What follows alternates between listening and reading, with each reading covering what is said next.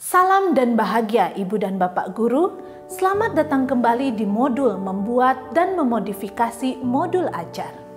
Pada materi kali ini, kita akan belajar merancang asesmen pada jenjang SMA.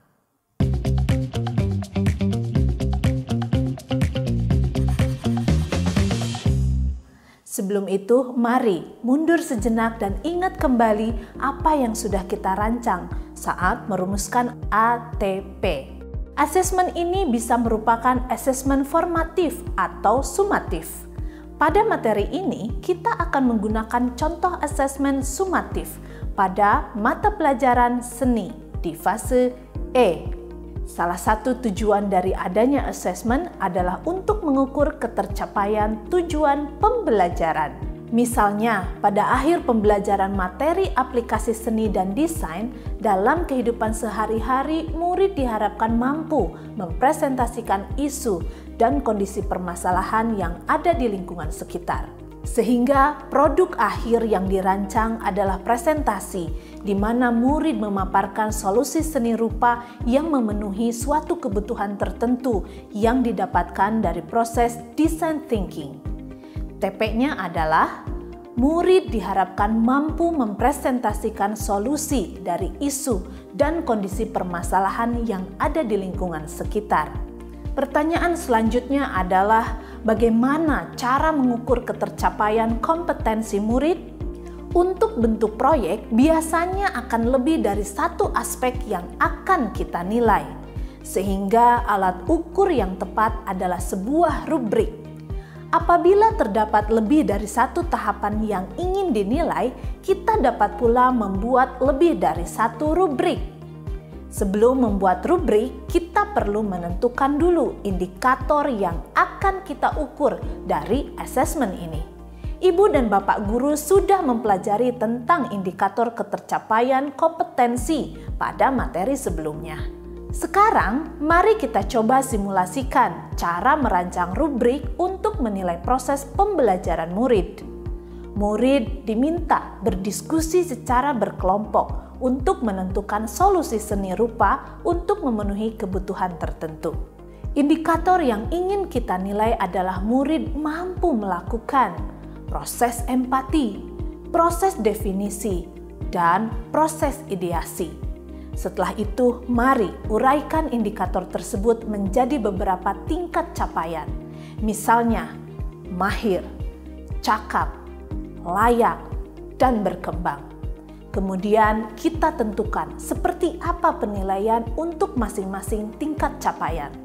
Misalnya, untuk indikator menilai bagaimana murid melakukan proses empati. Mahir jika murid melakukan seluruh tahapan proses empati dan menyampaikannya dengan jelas pada saat presentasi. Tahapan proses empati dapat diuraikan sebagai berikut. Cakap jika murid melakukan 3 dari 4 proses empati dan menyampaikannya dengan jelas pada saat presentasi. Layak jika murid melakukan 2 dari 4 proses empati dan menyampaikannya dengan jelas pada saat presentasi. Berkembang jika murid melakukan 1 dari 4 proses empati dan menyampaikannya dengan jelas pada saat presentasi. Saat membuat tingkat capaian dalam rubrik, Ibu dan Bapak Guru disarankan untuk membuat 4-5 tingkat capaian. Nama pengelompokan pun bisa diganti menjadi yang lain. Misalnya, kita bisa menggunakan baik sekali, baik, cukup, dan kurang. Penamaan tingkat capaian dibebaskan kepada guru dan sekolah masing-masing. Setelah proses empati, selanjutnya adalah murid melakukan proses definisi dan ideasi. Pertanyaan berikutnya adalah, apakah kita dapat menurunkan pula apa yang mau kita ukur saat murid melakukan kedua proses tersebut? Misalnya, pada proses definisi, murid diharapkan mampu. Selanjutnya, murid diharapkan dapat melakukan ideasi dengan kriteria. 1 Sama seperti pada proses empati, kita juga dapat menurunkan tahapan ini menjadi beberapa indikator penilaian. Misalnya, mahir jika murid melakukan seluruh tahapan proses definisi dan ideasi, lalu menyampaikannya dengan jelas pada saat presentasi. Cakap jika murid melakukan 3 dari 4 proses definisi dan ideasi, lalu menyampaikannya dengan jelas pada saat presentasi. Layak jika murid melakukan 2 dari 4 proses definisi dan ideasi, lalu menyampaikannya dengan jelas pada saat presentasi. Berkembang jika murid melakukan 1 dari 4 proses definisi dan ideasi, lalu menyampaikannya dengan jelas pada saat presentasi. Kemudian kriteria-kriteria tersebut dapat kita susun menjadi tabel yang dapat ibu bapak unduh di lampiran. Pada pembelajaran ini, penugasan dilakukan secara berkelompok, maka guru perlu menambahkan aspek refleksi kelompok sebagai bahan tambahan melakukan penilaian.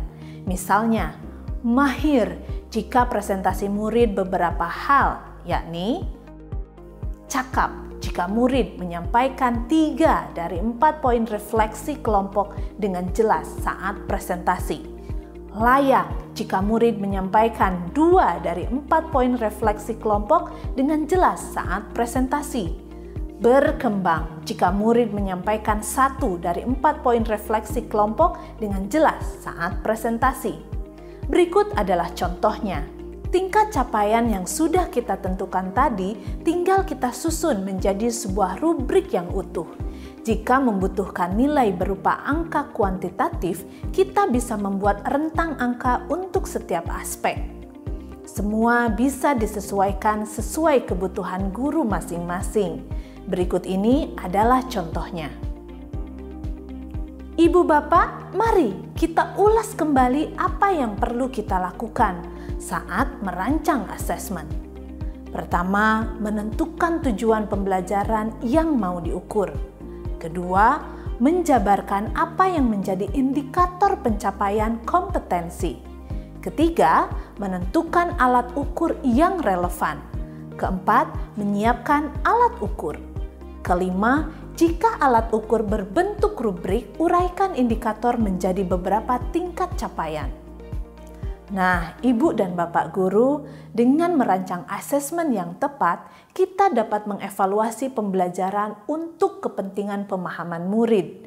Kita juga bisa menyesuaikan pembelajaran berikutnya dengan kebutuhan murid.